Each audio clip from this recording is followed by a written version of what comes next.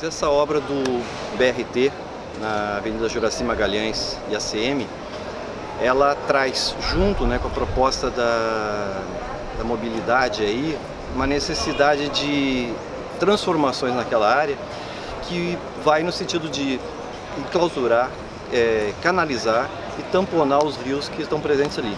Então a gente tem ali um remanescente de um trecho do rio Camaragibe, do rio Lucaia, que ainda estão a descoberto, que vão ser necessariamente tamponados para virar pistas ou virar estrutura de suporte aos elevados do projeto BRT. Tem sido colocado em alguns discursos que a obra do BRT vem acompanhado de iniciativas de projeto de saneamento, quando na verdade essa alteração nas condições do rio naquela região ali não tem nada a ver com saneamento em essência. Nós temos um problema muito grave do saneamento, que vem a ser o problema dos esgotos sanitários, e que isso aí tem que ser tratado convenientemente.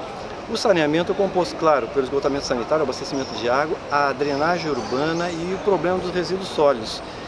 E a questão que está voltada ali é basicamente o aspecto da drenagem, na verdade canalizar aquela região para que as águas escoem mais rapidamente. Tem sido recorrente nas opiniões de especialistas e também nas observações práticas que se vê mundo afora, que essas intervenções que só visam a canalização dos rios e pioradas ainda pelo tamponamento dos rios, leva a uma situação de que não resolve o problema dos alagamentos, não resolve o problema da inundação que um rio, quando enche, que tem que encher sazonalmente, na ocasião das chuvas, resulta numa certa área inundada.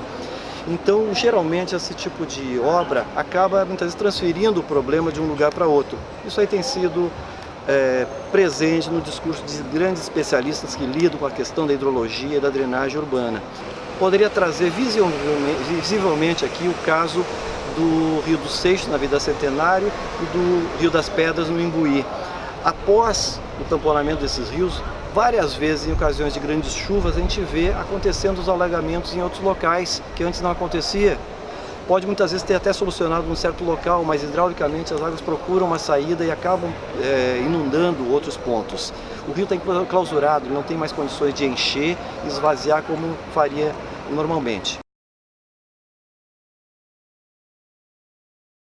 As cidades hoje, mundo afora, estão priorizando, estão preservando ou reconstituindo áreas que foram canalizadas, que foram tamponadas, que foram pavimentadas.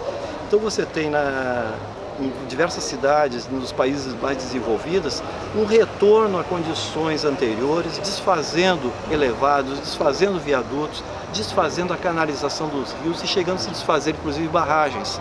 Com isso aí se tenta fazer com que os rios tenham um fluxo mais adequado, mas uma forma mais natural, quando você possibilita processos hidrológicos e biológicos muito importantes. Outra questão, nos rios tamponados você tem, primeiro, criação de um ambiente escuro, confinado, que você tem um ambiente propício para a proliferação de animais, de vetores, que são muito negativos para a saúde pública.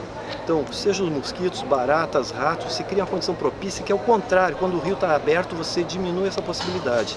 Então isso é um ponto muito negativo nessas obras, que na suposta intenção de esconder uma água que hoje é contaminada por esgotos, que não são devidamente coletados e transportados e tratados como deveriam, cria nessa condição tamponada do rio um tapete onde não está escondendo a sujeira por baixo.